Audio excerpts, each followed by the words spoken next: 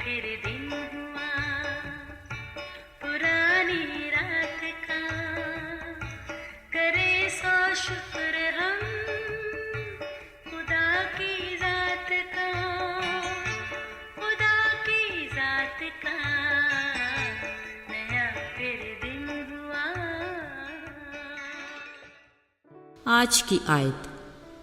और देखो उन्होंने चिल्ला कर कहा, ऐ खुदा के बेटे, हमें तुझसे क्या काम? क्या तू इसलिए आया है कि वक्त से पहले हमें अजाब में डाले? मत्ती 8 बाब 29वीं आयत। अजीज़ों, बच्चों का दादी जान या कभी नानी जान से किस्से कहानियाँ सुनना हमारे मुआशरे की पुरानी रवायत रही है। अक्सर ऐसा होता है कि जब घर में बच्चों का शोर शराबा बढ़ जाता है तो दादी जान अमन और सुकून का माहौल बनाने के लिए इनको पास बिठाकर कहानियाँ या कभी अपने दौर के किस्से सुनाती हैं। मज़े की बात तो ये है कि परियों, शहज़ादा शहज़ादी, जिन भूतों की फर्जी कहानियाँ भी बड़ी दिलचस्पी से सुनी जाती हैं। न जाने इनमें क्या कशिश थी कि फिर जब किताबें पढ़ने लगे तब भी डरावनी, जासूसी और सस्पेंस वाली कहानियाँ ही पसंद आती। फिर पसंद और दिलचस्पी की बात जब मूवीज़ तक पहुँची, बड़ों की डांट डपट के बावजूद स्केरी मूवीज़ ही देखते। ये जुनून काफ़ी देर तक सवार रहा।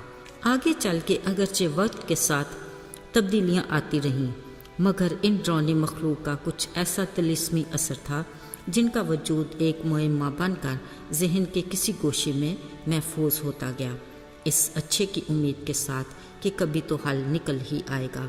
और फिर ऐसा हुआ भी। अजीज़ों, कलाम मुक़द्दस में जब हम यीशु की ज़मीनी ज़िंदगी के बारे में पढ़ते हैं तो कई बार उन्होंने बदरू गिरफ्तार लोगों को आज़ाद किया। मतलब ये कि ऐसी मखलूक का वजूद सदियों पुराना है जिसकी तस्दीक कलाम मुक़द्दस में की गई है। इसी से हमारे जहन में भी पन्हा उसके वजूद के बारे में मुअम्मे का हल मिल जाता है।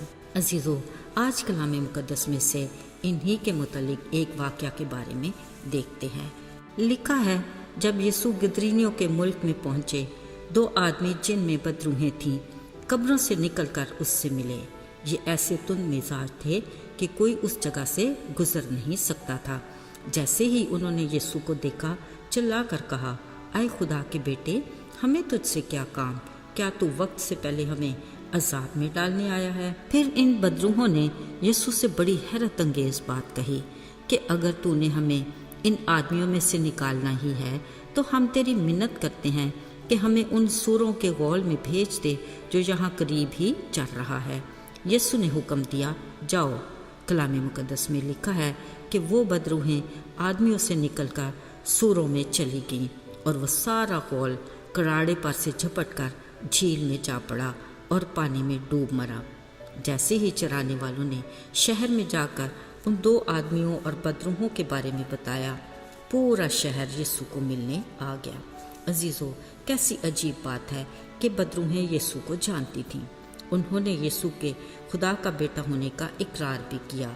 उनको ये भी इल्म था कि अब उनकी खैर नहीं, यीशु ज़रूर उन्हें किसी अजाब में डालेगा। इसलिए उन बदरूहों ने खुद अपनी सज़ा तजवीज़ करके सूरों में जाने की मिन्नत की, जिसकी वजह से पूरा गौल झील में डूब मरा। इस वाक़े की खबर सुनते ही जब सारा शहर यीशु को मिलने आया, वो ज़रूर उन 2 आदमियों से भी मिले होंगे जो न जाने कब से बदरू गिरफ्तार थे और पूरे शहर के लिए दर्द-ए-सर बने हुए थे। वो यकीनन यीशु की मौजज़ाती शख्सियत से मुतासर हुए होंगे। शायद बहुत से लोग यीशु पर ईमान भी लाए हों। अगरचे इस मौका पर कलाम मुक़द्दस में ऐसा कुछ जिक्र नहीं, मगर यकीनन खुदा के नाम को जलाल मिला, क्योंकि बेटे यीशु ने हमेशा वो काम किया जिससे उसके बाप खुदा के नाम को इज़्ज़त और जलाल मिला।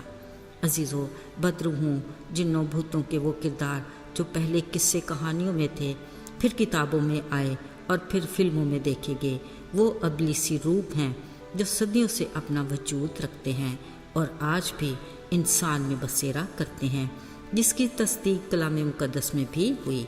हमारा खुदा आज कल बल्कि अब तक यकसा खुदा है। वो आज भी मौजज़ात की कुदरत रखता है और अपने मखसूस खादमों को इख्तियार भी देता है। اکثر مسیحی شفایہ عبادتوں میں بہت سے بدروح گرفتہ آزاد ہوئے، جنہوں نے گواہی بھی دی اور بہت سوں کے لیے ایمان کی مضبوطی کا باعث بھی بنے۔ بلا شبہ ابلیس مختلف حربوں اور طریقوں سے انسان کو اپنے شکنجے میں جکڑ لیتا ہے، اگرچہ وہ بخوبی جانتا اور خوف زدہ بھی ہے کہ یسوع جو خدا کا بیٹا ہے اس کو عذاب میں ڈالنے کا اختیار رکھتا ہے۔ وہ قادر مطلق جو نہ صرف اپنے حکم سے بدروح گرفتہ انسان کو آزاد کراتا ہے بلکہ گناہ کے موذی مرض کے شکار انسان کو بھی اپنی جان کے کفارے اور لہو کی قدرت سے شفا دیتا اور ہلاکت سے بچاتا ہے۔ اس کی عزت ہو اور اس کے نام کو جلال ملے۔ آئیے دعا کرتے ہیں۔ قادر مطلق بحر و بحر کے خالق و مالک، تو جو آج اور کل بھی بلکہ ابد تک یکساں خدا ہے، ہم ہر دم تیرے رحم اور فضل کے طلبگار ہیں۔ ہمیں اپنے پروں کے سایہ میں محفوظ رکھ اور ہمیں ہر طرح کے ابلیسی وار سے بچائے رکھ اور ہمارے ایمان کو مضبوطی عطا کر، یسوع کے مبارک نام میں آمین۔